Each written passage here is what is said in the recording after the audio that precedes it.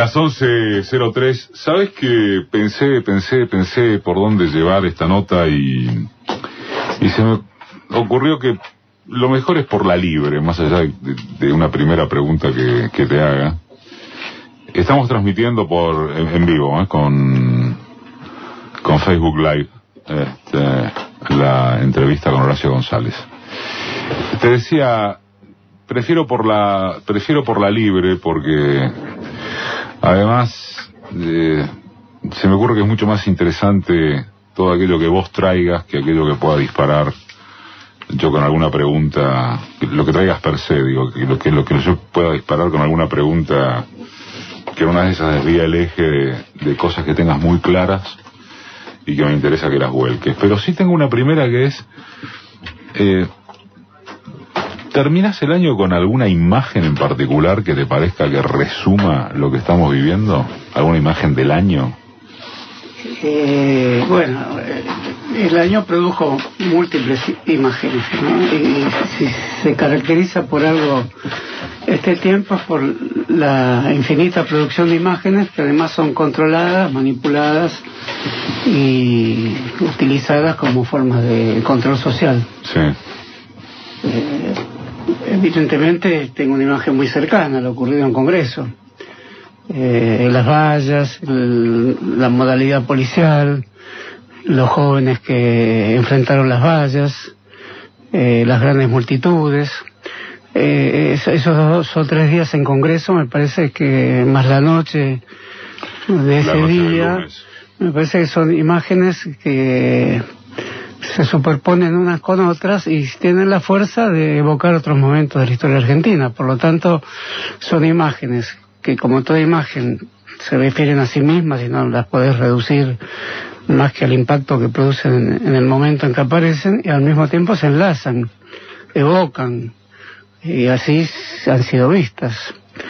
¿Te sorprendieron? Sí, porque me sorprendió sobre todo la gente que salió a la noche, porque fueron como capítulos de una novela rápida ocurrida en un día, como si fuera el día de Ulises de James Joyce. Todo ocurrió en un día y se mostraron todos los capítulos, los pliegues. El primero, el desafío a la fuerza de la represión. Es una cosa nueva a pensar con empeño y delicadeza, digamos, ¿no? Es un gran tema que es el tema de cómo se ubican las fuerzas políticas y sociales que resisten a la acción del gobierno. ¿Te referís a la tarde o a la noche? No, me refiero a cómo comenzó la manifestación, porque tuvo un carácter multitudinario, con las fuerzas sociales en toda la multiplicidad que tienen en la Argentina, manifestaron a través de su identificación específica y después una... Que fue la del mediodía. Que fue la del mediodía. Previa la represión en el Congreso. Y después la represión y la réplica a la represión, que es un tema a ser reflexionado con mucho cuidado porque involucra un aspecto que hay que incorporar a la historia de la violencia en la Argentina. Eso, al mismo tiempo que merece una observación muy específica, y eso lo harán los líderes políticos de cada una de las fuerzas, también es necesario advertirlo como una manifestación de indignación de muchísima gente. Sería un fenómeno de aquellos que se los llama propio de los indignados, pero como hay grupos políticos y demás, se abre un capítulo de discusión fundamental en Argentina sobre el carácter y el modo en que se responde específicamente a las nuevas formas de represión. Estas sí son nuevas. ¿Por qué? A ver. Y son nuevas porque hay armas de contención de multitudes que reemplazan a las viejas granadas lacrimógenas, tienen más alcance, el modo en que se despliegan los motociclistas obedecen a tácticas y estrategias ya más preparadas, no son las represiones de antes, las vallas que se utilizaron siempre en momentos como estos, donde el espacio público se estrecha. Sin embargo son vallas más poderosas, es un país muy vallado, y al mismo tiempo las fuerzas que actúan son fuerzas militarizadas de una manera más estricta, entrenadas, no sabemos cuándo ni dónde, de una manera también más especializada, y al mismo tiempo hay un proceso que no es por el momento algo que abarca todas las fuerzas federales de represión, pero diría que hay un proceso pequeño de fascistización de muchos miembros de esa fuerza, como el policía que sale en los diarios. Eso también es muy preocupante, y en otras épocas ocurrió también, es decir, la presencia. Eso te iba a decir, porque el tema de la infiltración de los servicios sí estuvo siempre. Sí, son nuevos servicios que tampoco sabemos bien cómo funcionan, porque el viejo infiltrado en una manifestación, por supuesto, es tan antiguo como la policía, digamos, tiene la fuerza del medioevo, te diría, el infiltrado.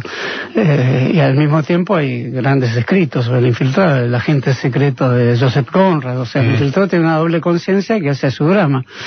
Acá, cuando se lo planifica, en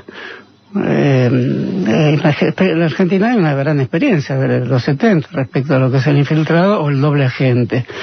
Hoy no sabemos bien cómo es eso, pero en su forma precaria es el que tira piedras del otro lado. Es decir, a los jóvenes que entran en la policía, que es otro fenómeno importantísimo, porque evidentemente en un momento donde el mercado laboral de la juventud se achica enormemente, la aspiración a entrar a estudiar computación o ciencias sociales o alguna rama del arte está muy desmerecida respecto a entrar en un momento de escasez de oportunidades de trabajo a la fuerza de la represión. Por eso son jóvenes que encuentran ahí incluso sus estudios de computación, sus fórmulas para evaluar a la sociedad y demás. Hay los servicios hoy paraestatales, sigilosos, digamos, que miden las motivaciones de la población.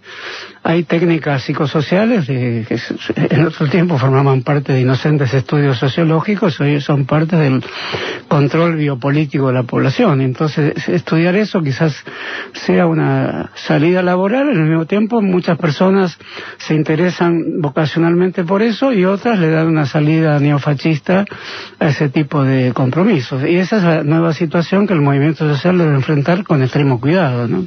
¿Por qué te sorprendió lo de la salida, particularmente de los sectores medios, porteños, aunque no solo, el lunes a la noche?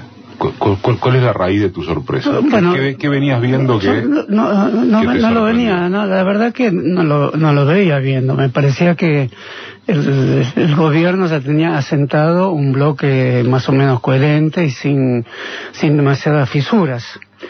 Evidentemente esto no fue así porque han tocado un nervio muy complejo de la sociedad argentina, que es en general es denominado con frases de carácter a veces bastante meloso, otras veces amistoso, otras veces amoroso, que son los abuelos. Los abuelos y los abuelos. Eso recorre todo el arco político en la Argentina, lo llamaríamos el lenguaje nacional. Afectó un punto emotivo de la lengua nacional. Y en ese sentido me parece que lo que llamamos clase media es un aparato de comprensión por el que pasan todas las vetas de conocimiento de la sociedad, en términos contradictorios. No hay nada más dialéctico que la clase media en la Argentina, pues no sabemos bien lo que se está debatiendo consigo misma en forma permanente. El macrismo la tuvo como un bloque homogéneo estos 2 años, ahora algo está fisurándola y ese algo se mostró por la noche del día de la manifestación. Si no hubiera habido eso, el gobierno hubiera tenido a su disposición un espacio escenográfico enorme, demostrando que hay violencia en unos jóvenes descarriados que en vez de elegir estar en la policía pegando palazos, eligen estar tirando piedras. Eso no fue así porque las cacerolas cumplieron con su papel inmortal, digamos. La cacerola es un arma metafórica de gran importancia, porque sale del mundo doméstico. El mundo doméstico es el mundo pacífico, en la cacerola se hace el guiso, simplemente se pega un golpe en ella. Es lo mínimo de violencia que tiene, es una violencia auditiva, insidiosa. Bien lo sabe el gobierno kirchnerista anterior, que cada noche donde aparecía un toc, toc, toc, la ciudad, una ciudad hoy es un toc, toc, toc, enseguida se derrama por la pradera, digamos, hace una chispa en la pradera.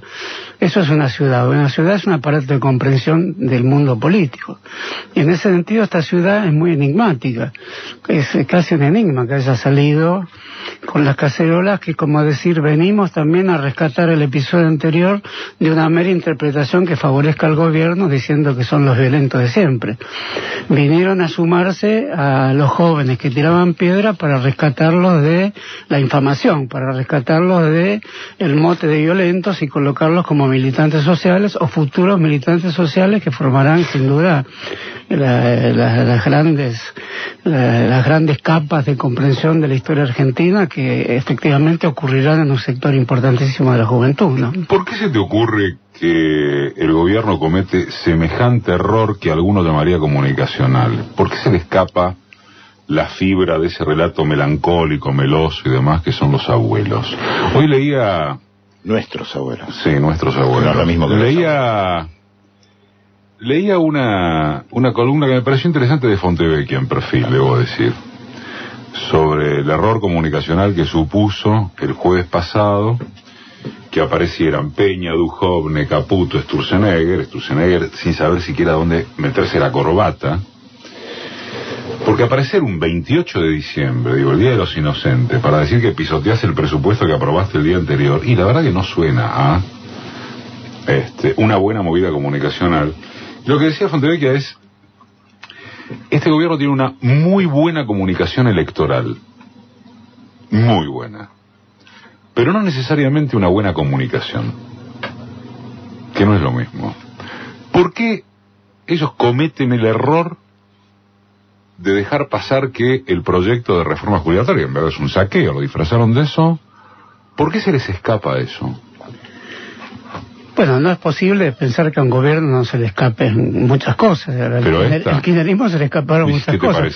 Parece? Parecía que tenía controlado el uso de la palabra pública y al mismo tiempo exhibía casi impúdicamente a Durán Barba como el autor de las instrucciones y los protocolos. La palabra esa apareció de la mano del macrismo, que entre paréntesis sustituye a la idea de ley. Hay protocolos y los protocolos en general son represivos o autoritarios. Y evidentemente el juego económico tiene una cierta pedagogía dura que no se conjuga demasiado bien con el modo en que Durán Barba decía que había que trabajar sobre la base de que hay indiferentes, que las personas escuchan solamente 3 minutos los argumentos y después se aburren. Con la cuestión del dólar no es así, no hay indiferentes, hay un público real, hay una especie de realidad en la Argentina donde las minucias económicas son seguidas por mucha gente y no desde el punto de vista escénico o metafórico. Efectivamente ahí hay una realidad a donde los modos pedagógicos que venía recomendando Durán Barba exitosamente, puesto que lo mostraron el día de la victoria electoral por primera vez sentado al lado de los triunfadores. Es decir, ese triunfo del gladiador semiológico del gobierno no fue tal porque perdió la posibilidad de que su pedagogía basada en que hay una inferencia total y por lo tanto las personas somnolientas devoran imágenes como la de Julio López tirando bolsos, etcétera, que son todas evidencia de que se construyó un mundo de símbolos que puso al gobierno bajo el cerrojo de una inmunidad. Bueno, este ya no es un gobierno inmunizado. Esa escena del Día de los Inocentes lo revela, pero con otro tema, es decir, un elemento del presupuesto aprobado unos días antes o un día antes es algo que revela una fisura enorme en una frase central del macrismo. Tenemos el mejor equipo de la década, de la centuria o de los 50 años. Es decir, un segundo derribó esos 50 años, ¿no? 3 palabras de Peña derribaron esos 50 años. Entonces, ahí tienen que tener la evidencia de que lo que llamamos realidad histórica no ha desaparecido. La realidad histórica no puede ser contenida en un manual de instrucciones sobre cómo presentar un simulacro, de cómo presentar un espectáculo, de cómo presentar algo de una manera, de la manera contraria. Es decir, eso de algún modo no se ha acabado, pero la capacidad de interpretación que hay sobre los actos del gobierno sí se ha modificado, ¿no? Está Horacio González, claro. Recién Horacio hablaba de su sorpresa, de su buena sorpresa con sectores medios que ganaron la calle aquel lunes a la noche para contestarle a esa imagen que parecía invencible del gobierno respecto de el tener la palabra pública, y que si no hubiera ocurrido eso del lunes a la noche, se habría quedado el país, la sociedad, con esa escenografía de el relato de los violentos. ¿Y qué te sorprende, si es que todavía algo te sorprende de estos tipos que gobiernan? Quizás alguna vez te escuché hablar de eso, pero no lo tengo ahora registrado. Por ejemplo, ayer, en un hecho absolutamente inédito desde el recupero democrático, el gobierno presenta denuncia contra 11 diputados porque se frustró la sesión del 14 de diciembre, la de la reforma previsional. Esto nunca había existido. Atentado agravado de funcionario público, resistencia o desobediencia y encubrimiento. Una denuncia es un fuerte penal contra 11 diputados. Te lo cito como ejemplo de si algo todavía sorprende, ¿entendés? Y sí, porque las denuncias que hace tiempo vienen haciendo Zaffaroni y se convierten en una realidad muy palpable en relación a que el Estado de Derecho en la Argentina está ya en un límite. Es un Estado de Derecho que está mirando hacia el abismo. Eso no existe, intervención de un poder en otro de esa manera. Creo que en la historia argentina parlamentaria no debe haber ningún ejemplo de un juicio a los diputados de esta índole. En realidad es alguien que el que lo hace, o el que lo inspira, tiene una idea del poder que es unívoca y determinante en última instancia. Si alguien tiene la idea de que el poder que él posee, en este caso la presidencia, que es un poder unipersonal, es un poder en última instancia, queda anulada la Corte Suprema, las instancias que tiene la Corte Suprema, y queda anulado el Parlamento. Se convierten en figuras de papel maché. Es un momento muy riesgoso por el cual está atravesando la institucionalidad en la Argentina, riesgosísimo. Curiosamente por aquellos que vinieron a decir que restauraban la República. Ese es el otro gran, para usar una palabra de la cultura televisiva, la otra gran grieta que están abriendo con un sector liberal académico que los apoyó en cumplimiento del modo en que ese sector hace años venía pidiendo una república. Ya he leído varios artículos en La Nación y en Clarín de algunas personas que introducen algún pigmento de duda respecto a este tipo de actitudes del gobierno. ¿Quiénes, por ejemplo?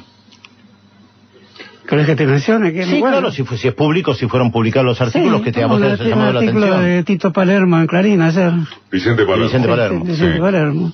Todavía no recuerdo otros. Bueno, en La Nación habitualmente, con cuidado, ponen puntualizaciones. Sapsay es otro. También, sí. Sapsay es otro. No me acuerdo si Novaro. No estoy seguro. Novaro me parece que es el único que mantiene... Es el único que se mantiene. No me gusta hablar de nombres de personas que conozco porque no hablaría bien de ellos. Pero han publicado, por eso te preguntaba de cosas Novaro públicas. Me sorprende el empeño que pone en defender las medidas más específicamente dictatoriales del gobierno. Sí, eso coincido con vos. Sorprende. Sí. ¿Vos pensás que ahí hay una grieta, para usar el término del lenguaje televisivo? No me gusta ese término porque, pero... es una teoría que, es la televisión pensándose a sí misma. Pero sí pensás que se le abren flancos por derecha. Se le abren flancos porque efectivamente hay, para el proyecto que encarna el macrismo desde el punto de vista económico, es decir, rebajar costos laborales, rebajar costos del Estado, etcétera, y evidentemente cada semana recibe instrucciones del Fondo Monetario, un artículo de Morales Solá con reconvenciones. Es decir, las derechas áulicas y la economía internacional regida por organizaciones como el Fondo Monetario están atentas a lo que sería una situación de una economía que tiene un conjunto de estipulaciones como las que ellos querrían, pero manejadas por botarates. Creo que poco a poco se está imponiendo el concepto de, no sé si botarate es una palabra muy antigua, inexpertos para manejar el mismo plan económico, que estos inexpertos además lo sobreactúan permanentemente, ¿no? ¿Eso iría a contramano de la presunción de que tienen grandes cuadros políticos? Bueno, por ejemplo, que haya una vicepresidenta como Michetti revela la precariedad del gobierno, esa precariedad muy grandes. ¿Te referís al...? Entendés que estamos hablando de cuadros intelectuales también en este plano. Sí, pero me parece que sorprenden personas de la vida política y con cierta carrera política que tengan tal precariedad. El lenguaje de Macri, por ejemplo, es un lenguaje de un primitivismo asombroso también. Creo que ni Menem tuvo ese lenguaje. Está bien, pero y si te dijese, está bien, pero... No, vos me decís cuadro. Detrás de estos... Detrás de la precariedad de un presidente que no puede hilvanar oraciones, si querés. No, veo... O de la brutalidad en cuanto al plan económico, veo que Duhovne es el que tiene claro cuál es el plan económico y qué correcciones habría que hacer eventuales, me parece. Marcos Peña es un cuadro que todavía no se despegó del discurso de la Asamblea Universitaria en una universidad de la derecha argentina. Tiene cierta eficacia. Por ejemplo...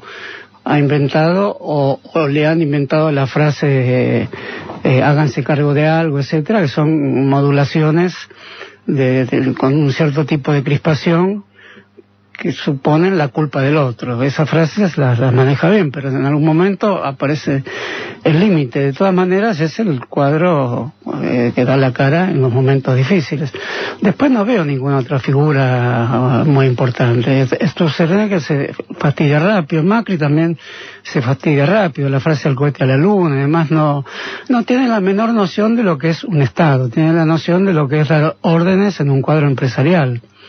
Y no tiene la noción de lo que es el conocimiento, tiene la noción de que hay una big data y carreras para estudiar científicamente los datos, pero no tienen una idea de una sociedad que tiene que cruza permanentemente argumentos, los quiebra, los sustituye por otros argumentos, tiene pulsiones, compulsiones, angustias y al mismo tiempo tradiciones y lenguajes que forman una suerte de pantano de la memoria donde el político tiene que indagar para reordenar el modo en que actúa una sociedad y un Estado. Ellos no conocen ese pantano con burbujas que es toda una sociedad. Ellos lo ven plano y con un conjunto de necesidades que ya están organizadas, como si la sociedad fuera una metáfora Pharmacity, que es la ciudad de las farmacias. Eso no es una ciudad. Pero ¿no? disculpame, Horacio, gobernó durante 8 años la ciudad de Buenos Aires y no tuvo grandes conflictos, y neutralizó a muchos sindicatos que parecían que se lo iban a comer crudo. Bueno, hago un pequeño silencio antes de intentar una respuesta. Lo que sé que más que una pregunta es sí,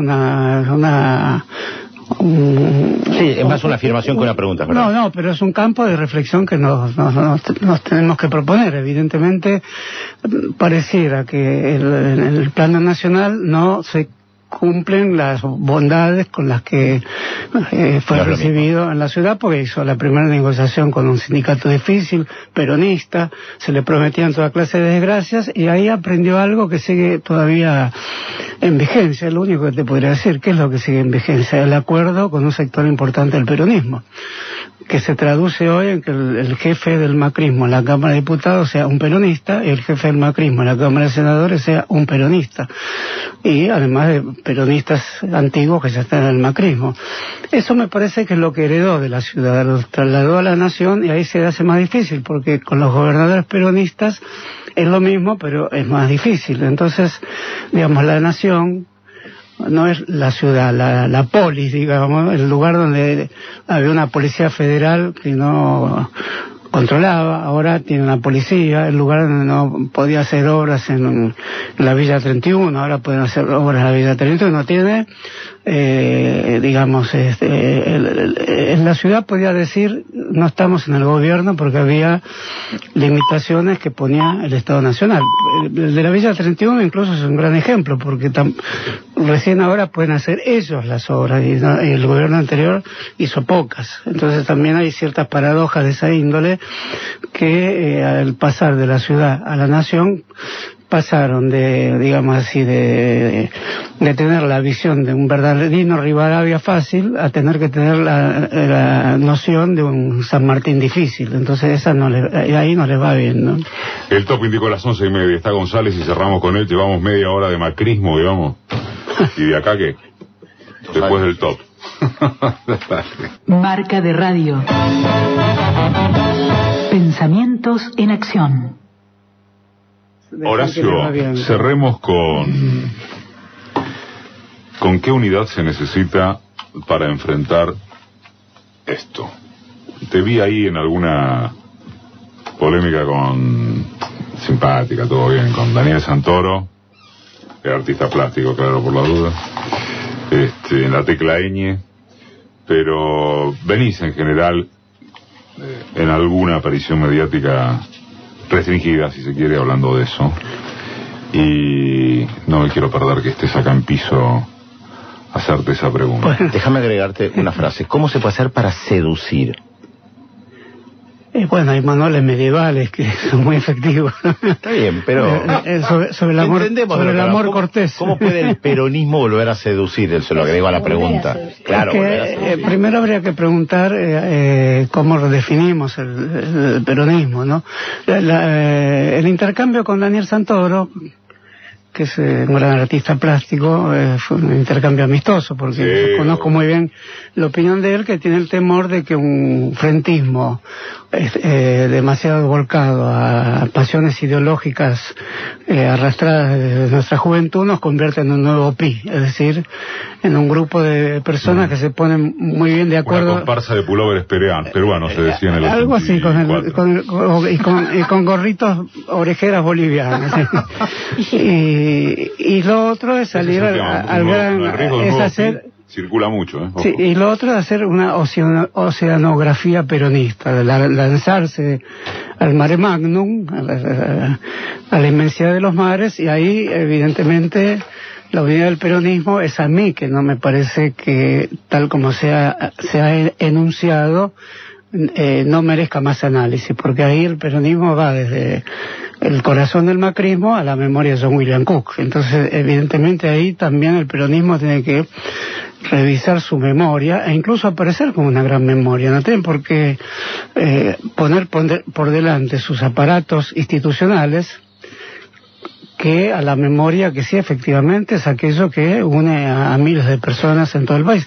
Por eso me parece interesante a mí declararlo una gran memoria social y política y abrirlo a otras memorias que a mí me parecen fundamentales, la de las izquierdas argentinas, por ejemplo, que es necesario colocarlas en relación al ánimo frentista, porque si no fuera así, evidentemente construiríamos solo un nuevo movimiento nacional que sería la reproducción mimética y repetitiva de algo que ya existió, ¿no? Pero si tenemos que ponerle nombre a cuál es el, llamarle punto intermedio, es muy silvestre lo que digo, pero bueno, entre crear un nuevo PI, que no tendría el poder jamás, y meter una bolsa de gato con todo el peronismo adentro, ¿cómo se llama eso?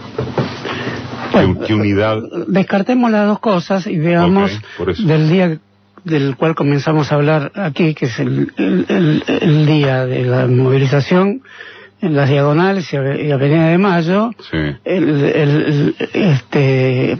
La puesta en discusión del modo en que se encaró la respuesta a la represión, que es una discusión que va a dar muchas jornadas de discusión, evidentemente, y la noche en que salió un sector de la clase media mezclada.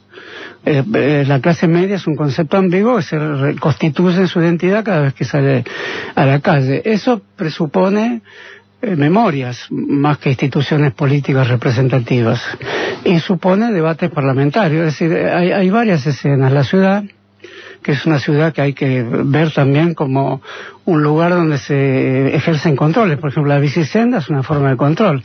Es cierto que favorece a algunas personas. El Metrobús es todavía una forma más coercitiva de control, a pesar que favorece, ahorra minutos de viaje. El modo en que la están diagramando, el Paseo del Bajo como un lugar de alta circulación de mercancías, también va a ser otro factor de control de la ciudad. Entonces, en ese sentido, el movimiento social se tiene que mover en una ciudad con una arquitectónica nueva de control, con nuevas cámaras de vigilancia, que están o sea, una nueva visualización del comportamiento de las personas y de su consumo cultural, y con nuevas policías. Entonces eso exige del movimiento social un extremo cuidado para manifestarse. Por eso también el tema de la violencia debe ser pensado con ese mismo cuidado. Hay que pensar nuevas pedagogías. Y desde el punto de vista de la historia nacional hay que reponerla. El macrismo es un movimiento ahistórico.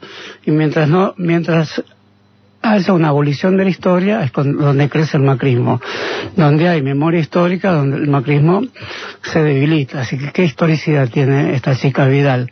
Ninguna. Esa chica Vidal es un producto de escenas muy pensadas. Por ejemplo, bajar del coche de sola y encarar a 4 guardavidas es una escena pensadísima, es una escena que ya la han escrito de hace años, la está escribiendo Clarín para que alguien la haga, y alguien la hizo.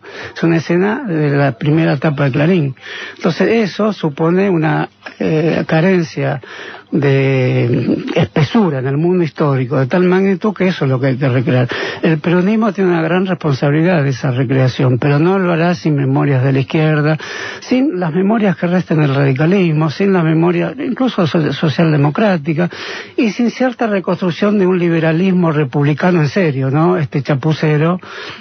Chapucero con curiosidades, por ejemplo, que la Carrió haya sido abanderada de un republicanismo citando a Hannah Arendt, a la que evidentemente no leyó, es una fuerte curiosidad argentina. Es decir, el macrismo tiene muchos comportamientos carnavalescos, digamos, a pesar de que quiere ser la ciencia de la anulación de la historia argentina. No tiene solo eso, tiene un conjunto de comportamientos de clowns, donde se cita al tuntún cualquier cosa. Entonces, lo que propongo es que ese frente tenga como núcleo una memoria social y política ya conocida. Ese es el papel de Cristina, de pensar esas memorias. Lo que está haciendo ahora, por ejemplo, si me permito decirlo acá, si hay un minutito, es poner en primer lugar, decir que es peronista, tiene que hacerlo con mucho cuidado, porque cuando después agrega, pero quiero decir que también hay otros que tiene que hacerlo sobre la forma de un empalme, la memoria a la que sin ninguna duda pertenece, que es la memoria del peronismo, y todas las memorias que el kirchnerismo recolectó a lo largo de estos últimos 12 años. No fueron pocas, hubo personas de proveniencia socialistas, radicales, incluso hay un radical como Moró que cumple un papel fundamental en la discusión en la Cámara, y a veces el más fundamental, sin desmerecer de ninguna manera a Rossi. O discursos como una chica que a mí me sorprendió, Luana Volnovich, por ejemplo. Son jóvenes que asumen una diputación. O sea, no podemos ser escépticos sobre el parlamentarismo. De ahí la gravedad que tiene el macrismo al hacer un juicio a diputados. El parlamentarismo es fundamental. Reaprender el arte de la oratoria es fundamental. La televisión desde hace varias décadas no hace más que horadar por dentro el arte de la oratoria. Basta ver la televisión de la franja de la noche para ver que se acabó la oratoria política. De algún modo el otro día vimos que se reconstituyó. Incluso el mejor Cabandier fue el que se dirigió a defender su identidad familiar. Bueno, eso al verse por televisión, la televisión que piensa que un debate parlamentario es aburrido, es mejor ver a Nelson Castro que no es aburrido. No, se invirtió eso. Ver el debate televisivo fue lo no aburrido, y ver a Nelson Castro hoy es lo aburrido. Nosotros lo pusimos en el único medio web y la gente llamaba para agradecer. Por eso, ¿no? Porque no estaba en ningún lado. Sí, se vio mucho. Gracias, Horacio. Bueno, gracias a ustedes. Quedó la pregunta de Pedro. Estaba articulado un poco con lo, sí. con lo de digo la pregunta. Yo vengo acá a responder preguntas. Quiero decir que es al revés. Igual, me encantó la frase, la ciencia, el macrismo es la ciencia de la anulación de la historia argentina. Bueno, salió así espontáneamente. No, yo soy un espontáneo. Está muy buena como frase. Estamos de copyright. La anoté por eso. Este programa se dio el lujo de cerrar el año, en términos de invitados, con Horacio González.